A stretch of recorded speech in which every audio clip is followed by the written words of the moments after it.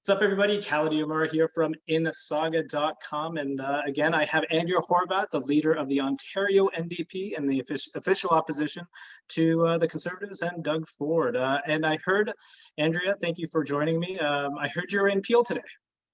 I was in Peel today, talking about warehouse workers, who are, who are essential workers, really, who've worked all the way through COVID-19, but we're seeing all of those outbreaks in those workplaces, and just talking about what we could be doing to support those workers a bit more, helping them to, get time off that's paid. So when they're feeling symptoms, they don't have to make that choice. Do I go to work even though I'm not feeling good because I need the money, or do I take time off and worry about paying the bills and putting food on the table? Nobody should have to make that choice. Now, I guess if Ford government won't provide sick leave, which honestly it doesn't look like they're going to, is it time to close possibly the warehouses to prevent a third? I guess we kind of are in a third wave.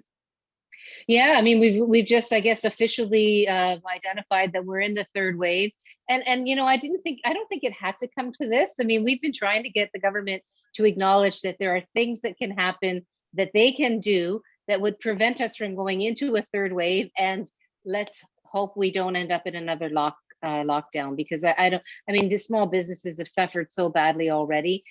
People's mental health is suffering. I mean, the last thing we need is another lockdown, but it would take things like like paid sick days, so that workers don't go to work and not only spread the virus at the workplace to themselves, but then those workers go back home into their homes, where oftentimes there are many people in every house, and that can lead to the spread, and then anything else, any other worker that's in that household that might go to a different job, and so you can see how it just spreads. So not only that, though, I mean, the vaccines are here, Kalad, right? They're here, and Yep. so they should be prioritized. Those workplaces should be prioritized, not only for vaccines, but for getting some time off to go get the vaccines. So if we can't bring the vaccines to the workplace, then folks shouldn't have to worry again about booking their vaccine and be concerned about losing pay. So we're also asking for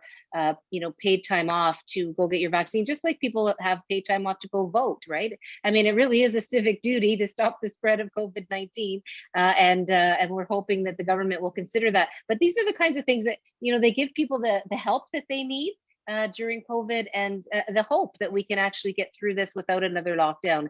And that's what we're trying to do. I mean, there's other things we've been asking for as well, as like the cap on class sizes with kids. Another big one for Peel region, though, particularly, is the utilization of mass testing, of all of those rapid, asymptomatic tests.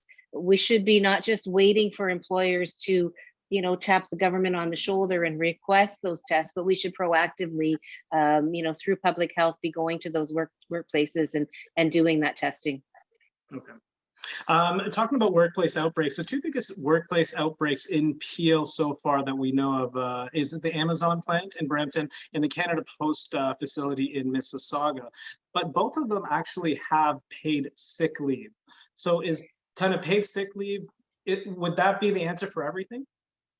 Well, I mean, I think other measures as well, as I said, like the asymptomatic testing or the mass quick testing would be another one. But it's interesting. I was just talking to some folks today that have a warehouse worker support network, and they were telling me that there are at least 1/4, if not more, but she said between 1/4 and a third of workers at the Amazon warehouse are in fact temporary workers. They're temporary contract workers, and so they're not eligible for the benefits program, including not eligible for paid sick days. And so again, I think that, I mean, Canada Post, I don't know whether they're all permanent workers with the paid sick day benefit, or whether they also have some temporary workers, but certainly I think paid sick days is a good way to to at least do what we can identify as being a positive move to try to stop the spread. Okay. Do you think Amazon is an essential workplace or an essential job provider? Well, that's actually a good question. And I have to say, I mean, I was surprised when the warehouse was, or when the fulfillment center was shut down. because that's a pretty major step. And I Yeah. think it just shows how important it is to stop the virus from spreading. And you know, and I laud, like I celebrate the you know, the tough decision making that went on, I guess, with public health, and that the mayor backed that up. I think that's extremely important, and it sends a message. You know, I think that the supply chain issues, the, you know, movement of goods across the economy, is something that has kept the economy limping along during COVID. And I don't think anything is more important than public health, to be honest with you. I don't think anything is more important than a person's health, than a person's life, than a person's well-being. And so to know that those workers, my understanding is, are at the workplace unable to distance properly, literally working elbow to elbow, it says something to me about the priorities of the people that run those businesses. And whether it's Amazon or anywhere else, we all know how the virus spreads, and we all know that as an employer, you're expected to make the workplace safe and enable workers to go to work and not catch the virus. And it's apparent that that wasn't done with the Amazon example. And when that particular company is an international company that makes money hand over fist, you know, owned by one of the richest people on earth, you have to start wondering where our values are when wealth is more important than health. I guess that's a good segue to the next question. Do you think, you know, it should be like responsibility of the taxpayers to pay for the sick leave? Shouldn't Amazon and like all these big box stores, big box warehouse stores, shouldn't they have to pay for the sick leave? Oh, I mean, absolutely. We've been calling for paid sick leave for leave for workers for a very long time. You know, outside of COVID, because Yeah. it's like anything. I mean, why should somebody go to work with the flu and get, you know, their coworkers sick with the flu, and then those workers take the flu home to their families? And you know, certainly a global pandemic heightens the necessity for the paid sick days. But you might know we do have a private members bill that was tabled in the legislature in December, and it's a bit of a hybrid. What it says is we do want to see permanent paid sick days in Ontario. That would be the responsibility of employers, acknowledging that small businesses particularly would need, you know, some advance notice to begin to implement, because they have much tighter margins. But certainly the Costco's of the world, the Walmarts of the world, the Amazons of the world should all be providing paid sick days.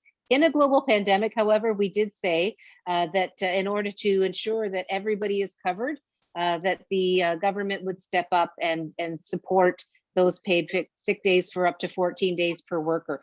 The idea being the isolation piece. I mean, often it's paid sick days when they do have some, you know, they're existing in some companies, for example, that have unions and collective agreements, and it's anywhere. I mean, it's a mishmash. 5 paid sick days, 7 paid sick days, 10 paid sick days. In Ontario, we had 2 until the Ford government came in and got rid of the 2 measly ones we had. But the idea being, in a pandemic, it's a kind of, it's a civic impairment, and what's the word I'm looking for? It's a imperative, right? It's a civic imperative for people to be able to have workers off sick with their pay, because it leads to the stop of or the prevention of the virus from spreading. And so, because it's a civic duty that we're asking people to undertake and asking employers to implement, we believe that it's important that the government step up and help, so that it's uniform. 14 days for quarantining purposes and those kinds of things. It's expensive. It would be expensive for employers. Yes, it would be expensive for government, but we want to make sure the behavior happens. You know, we want to make sure people are able to isolate and be home without, or rather with pay when they're sick. Okay, let's talk vaccines. Do you think that Peel, Mississauga, Brampton, Caledon have been getting their fair share of vaccines? Because we look at the drugstore vaccination pilot project that what did not come to Peel. You know, Kingston, which was in green zone, right, got it, but Peel in, you know, a huge fire did not get it. So is Peel being overlooked when it comes to vaccines, and shouldn't we, you know, vaccinate where the fire is? You know, absolutely. I mean, it is absolutely shocking, jaw-dropping, that the government didn't prioritize Peel region. I mean, I mean, we were pushing for the government to make sure that Peel Region was prioritized in the regular kind of phase 2 rollout. Like, make sure you're prioritizing the hot spots, and we were successful, us and others, to get the government to do that. But when the pilot project rolled out and Peel wasn't on the list, it's like, you're absolutely, when there's a fire raging, yes, you kind of point the hose at the biggest flames. And in this case, we made a total fail by the government. I don't know what their rationale or justification was, but certainly Peel Region got left behind at a time when they needed to be at the front of the line. And again, I don't understand at all the logic of what went down. But I do have to say, it's sadly similar to the way that the governments have treated Peel and healthcare, particularly Brampton. We know that Brampton is really underserviced when it comes to hospitals and other healthcare services. It's a growing community, and for many, many years now, that kind of health infrastructure, if you will, has not kept up with the population, and that's a real problem. And when times like this occur, when you have a global pandemic, it really shows the lack of attention paid to Brampton's healthcare needs. Are you comfortable with Peel and Toronto getting into red zone? We were advising the government to go slower, to be honest with you. I know how much people just want this to all be over with, and how hard it's been on small business, particularly. And again, we were pushing the government to put in place much, much better supports for small business to try to keep them afloat during things like lockdowns and restricted customers and those kinds of things. But, the government chose to start opening up, and now we're starting the third wave. This is how we began our conversation today. We're starting into the third wave, and the last thing we need is another lockdown. And I fear that, I think everybody's saying the same thing. It's a kind of race between the variants and the vaccines. But I have to say, if we end up in another lockdown, we're just going to see more small businesses not be able to hang on. We're going to see, more people with mental health concerns, because it's just been such a burden, and it's just so terrifying for folks, and such a, we've asked so much of people for so long. The last thing we want is another lockdown. So we'll see what happens. I'm very, very worried that things have gone a little bit too quickly, and the vaccines weren't out in the volumes that they should have been in order to protect us from a third wave that's significant, and that includes a lockdown. So let's hope not in terms of the lockdown, but certainly, caution would have been, I think, better in terms of opening things up. But absolutely, certainly, if you're going to open things up, put in place the things we need to prevent the spread, things that we've already talked about. What are your thoughts on retired General Hillier leaving the vaccination task force? Is there something that's not being said behind the scenes? It does seem very curious, that there's no doubt that that one single advisor, isn't responsible for all the decisions that have been made. I mean, we saw the development of a plan really take a long time. I mean, Doug Ford decided not to put his task force together until into December, so that was very slow in coming. And then, of course, the rollout of the vaccine plan also was slower than it should have been. And even yesterday's going live with the booking system was a couple weeks later than they said it was going to be. So there were a lot of decisions here, I think, that the Premier was making, that Ford was making, that that really don't sit on Hillier's shoulder. I mean, it seems to me that the Premier just didn't want to spend the money initially to get all these things in order, a lot sooner. Having said that, it's just weird. I mean, the guy who's responsible for the entire enchilada is walking out the door really before the biggest push comes in terms of vaccines arriving. So it is a bit strange. But what I can say is, in all of this, confusion with the Ford government, public health has stepped up, right? The public health units have stepped up. They've taken the leadership role, they've run with it. And as you know, in some jurisdictions, they're not even going to use the provincial system at all. They've been putting vaccines in people's arms and and booking appointments for weeks and weeks on end now in some public health units. And so thank goodness for that public health expertise and leadership. Sure. I just got one last question. I see you guys in, on TV all the time in the legislative assembly, and I know you guys always bitter back and forth. Is there anything that Doug Ford has done right? Well, it's interesting. I think at the very beginning of the pandemic, I think he tried to be like a calm voice. You know what I mean? He was pretty empathetic and tried to create a sense of calm. And I think that was the right thing to do. I wish we would have had more engagement from the government with the opposition. We and you and I have spoken about this before. I mean, we've literally put hundreds of ideas and recommendations and suggestions in front of the government, and they've pretty much ignored all of them.